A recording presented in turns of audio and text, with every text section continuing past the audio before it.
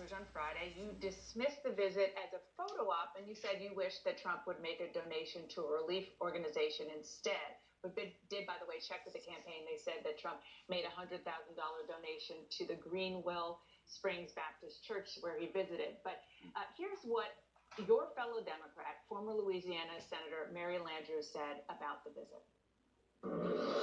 I want to thank Mr. Trump for coming to Louisiana. He brought attention to our state, and we need that now. So, Governor, why is she wrong? She's not, but you mischaracterized what I said. I didn't dismiss his trip as a photo op. Before he came down, I said we welcome him here. We want him to be helpful, and we hope that it doesn't turn into a mere photo op.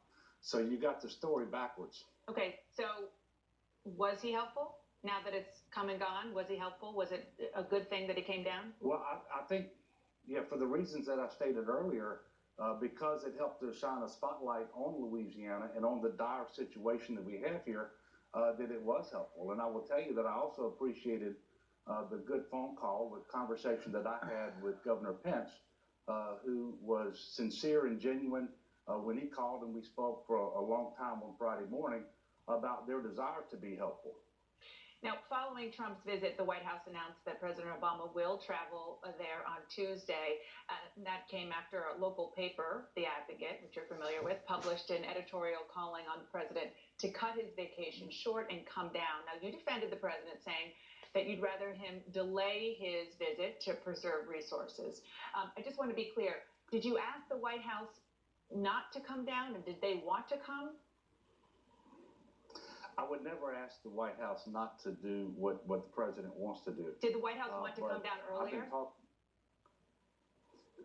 The White House asked me, in fact, the president and Valerie Jarrett asked me when would be a good time for a visit. I asked them to let us get out of the response mode where we were still conducting searches of houses, and we were still making rescues.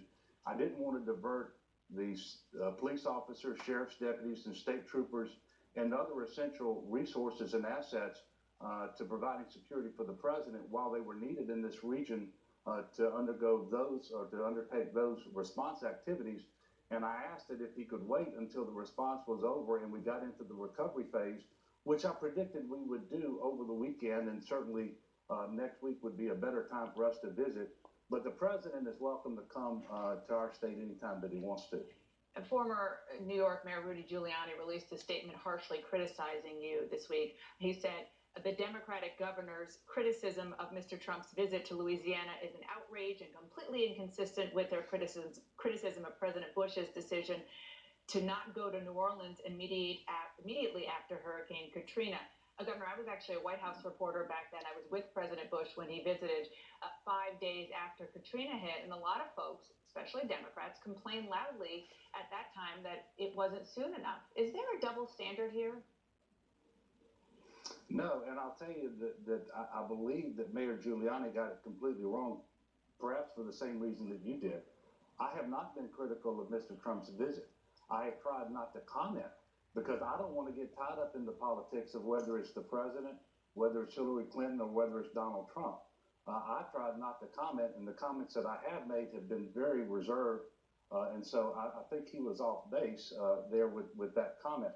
As for when the president visits, I think I just went over that.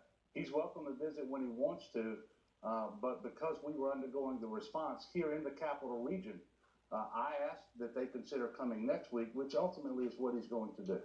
All right, well, Governor, you've got a lot of important work to do. I don't want to keep you any longer. I just want to reiterate for our viewers what you said at the top of the interview, that the biggest help people can give, who want to give, is to call the Red Cross to donate there. And you can also, for more information on how to help volunteer or where to donate, go to cnn.com/